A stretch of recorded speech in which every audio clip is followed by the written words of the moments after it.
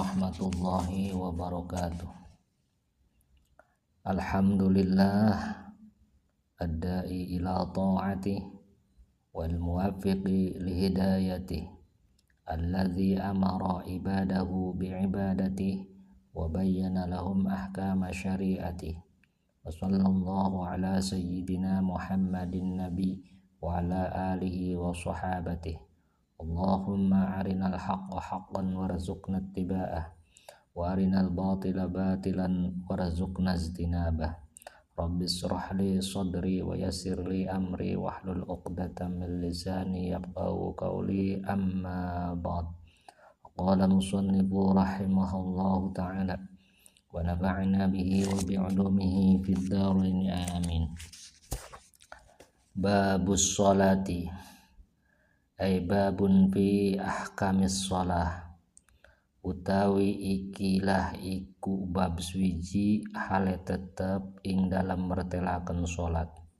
Wa ya utawi salat syar'an ing dalam mungguh syara iku aqwalun piro-piro ucapan wa af'alun lan piro-piro pagawean mahsusatun kang den tentuaken mubtatahatun kang den buka bitakbiri kalawan takbiratul ihram wa mukhtatamatun lan den pungkasi bitaslimi kalawan uluk salam.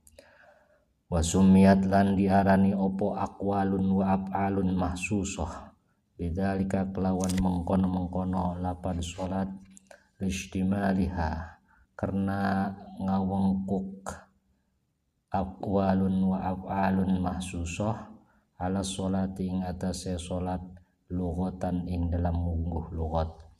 Wa ya utawi as-sholatu lughatan iku ad-du'a'u du'a. Babus sholat ay babun fi ahkamis sholat.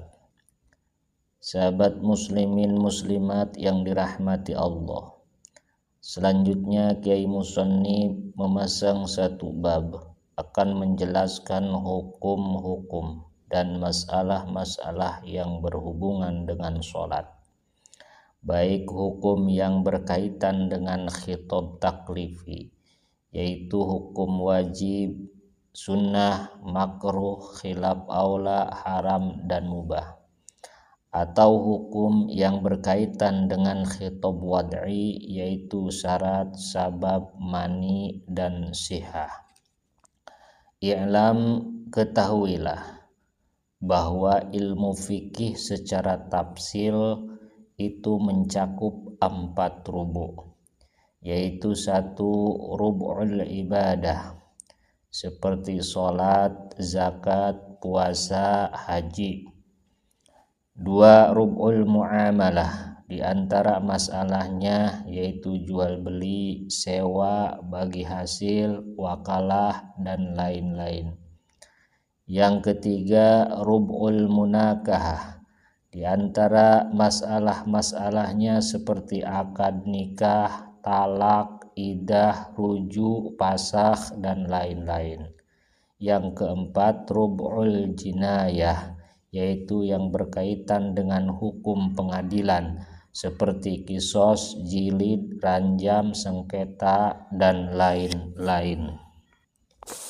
Kiai, mengapa fikih terbagi menjadi 4 rubu'? Sebab Nabi Muhammad diutus oleh Allah ke dunia tujuannya supaya beres urusan dunia dan akhirat.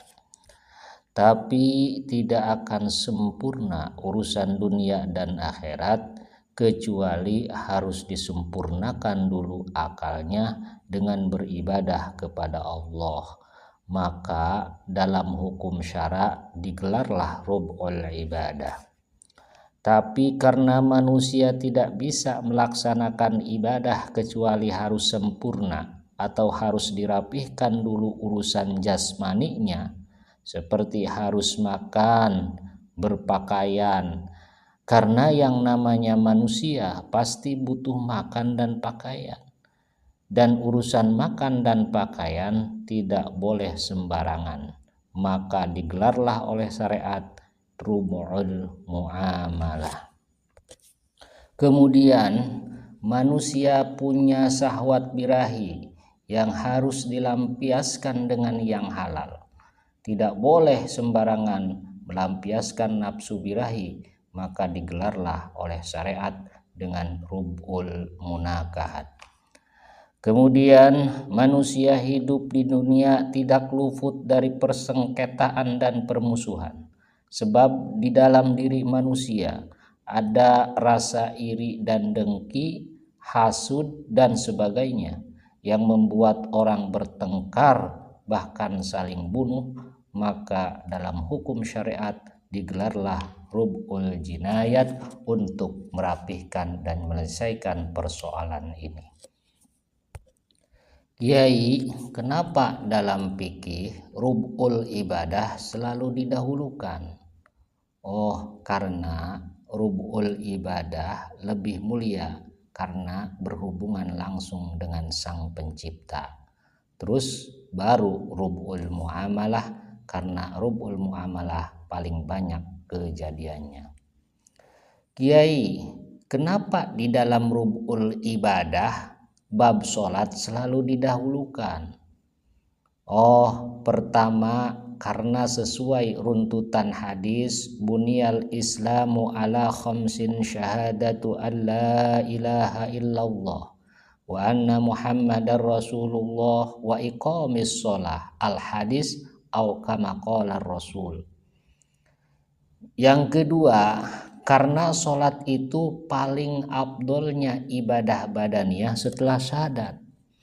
Bahkan Nabi Muhammad sallallahu alaihi wasallam bersabda, awwalu ma yuhasabu bihil abdu yaumal qiyamah as-shalah, fa in saluhat saluha sairul a'mal wa in fasadat fasadat sairul a'mal. Pertama sekali ibadah yang akan dihisab yaitu sholat. Maka jika baik sholatnya, maka baik seluruh amalnya. Dan jika buruk sholatnya, maka buruk pula segala amalnya.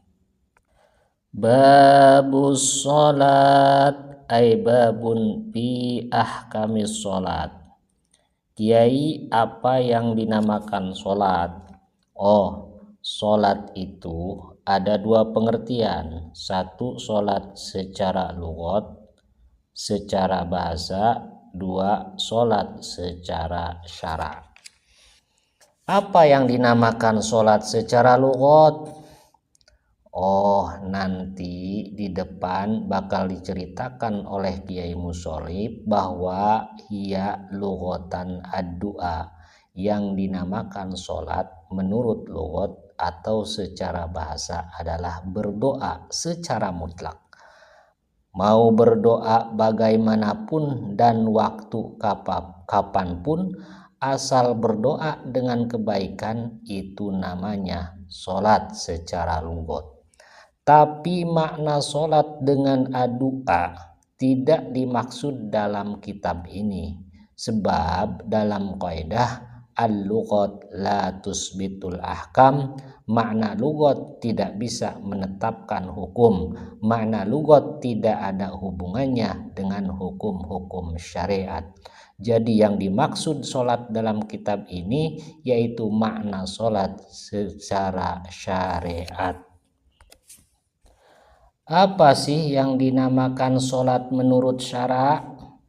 Hiya syar'an, awas, palabdu syar'an min babi itlaqil masdar wa iradatis ismil fa'il.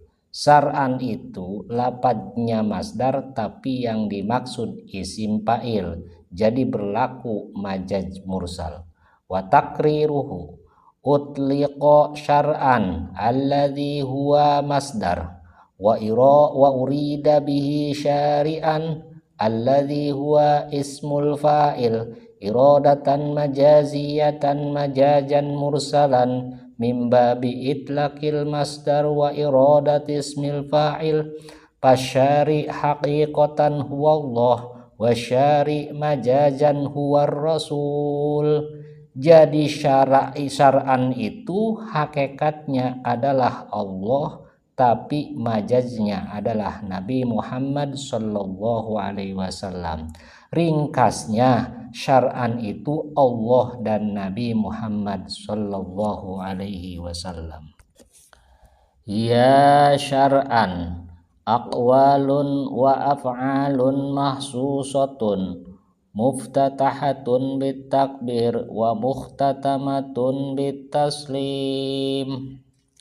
Hiya syar'an, yang dinamakan solat menurut Allah dan Nabi Muhammad sallallahu alaihi wasallam adalah aqwalun wa af'alun mahsusatun, bacaan-bacaan dan gerakan-gerakan yang tertentu.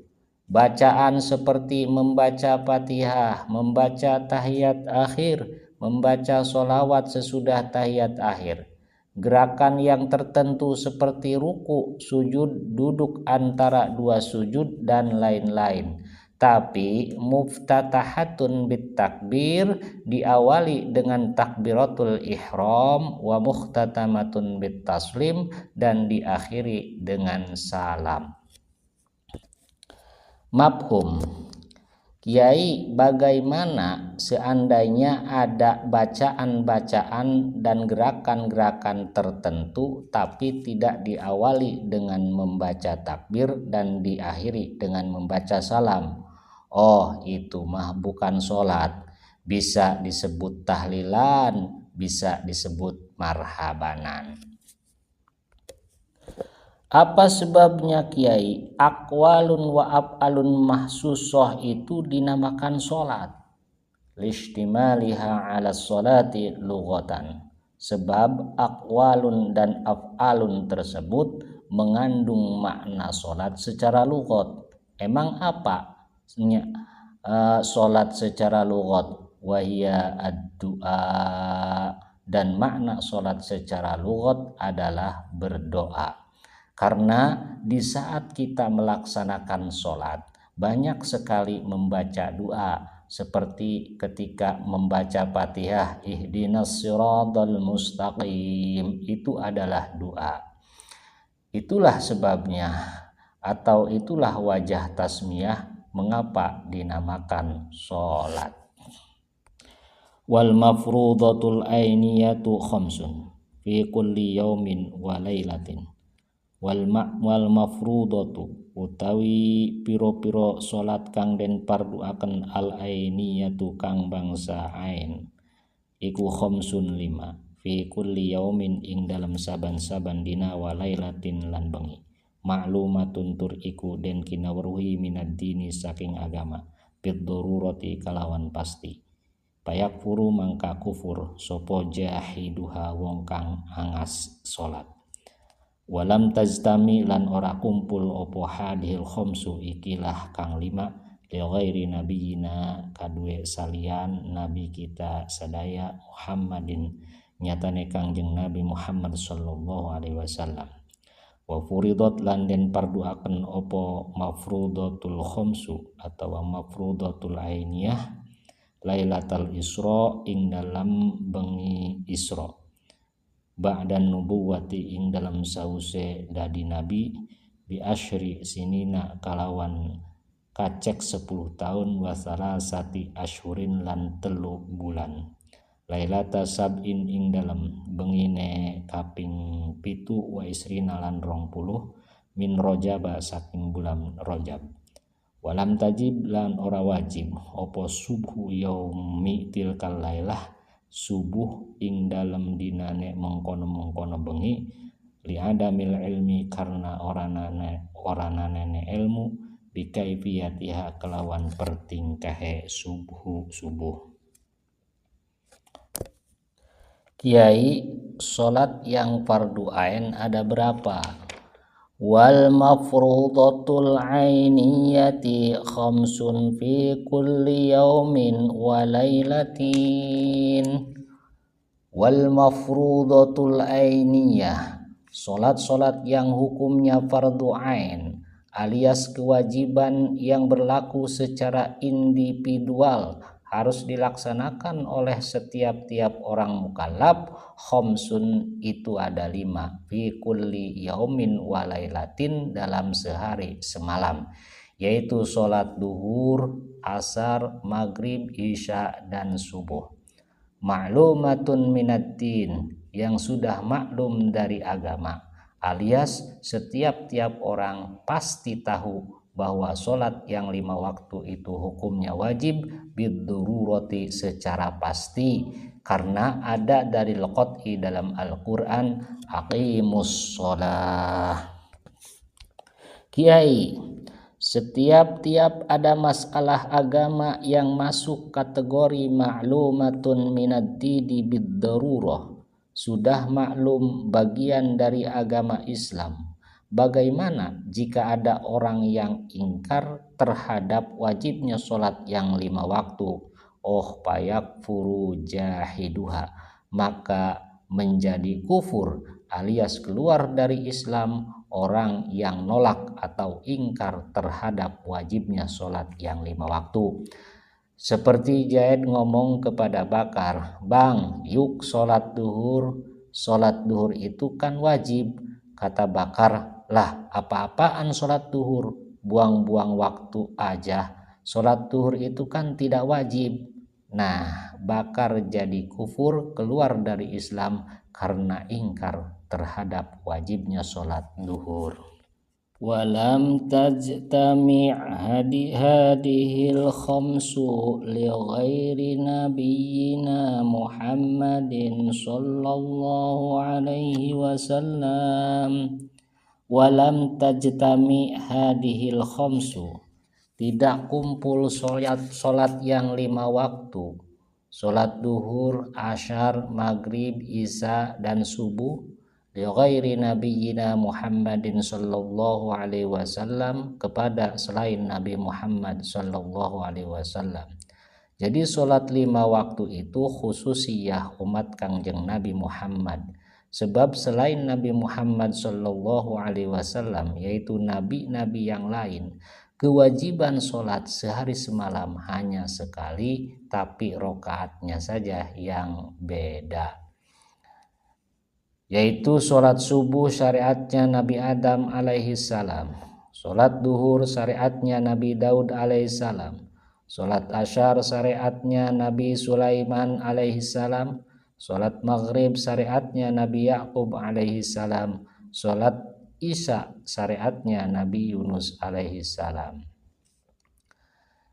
Kiai, sholat 5 waktu kapan diwajibkan kepada Kangjeng Nabi Muhammad dan umatnya? Wa furridat lailatal isra ba'dan nubuwah bi asri sinina wa salasati ashur. Wa furridat, diwajibkannya sholat 5 waktu itu Lailatul Isra, pada malam Isra dan Mi'raj, ba'dan nubuwah, sesudah Nabi Muhammad dilantik menjadi nabi, bi asyri sinina wa salasati ashur, dengan jarak 10 tahun 3 bulan. Jadi setelah Nabi Muhammad dilantik menjadi nabi, kira-kira lewat 10 tahun 3 bulan, ada perintah dari Allah untuk Isra dan Mi'raj. Nah, pada malam itulah diwajibkan sholat yang 5 waktu. Kiai, Isra dan Mi'raj tepatnya tanggal berapa?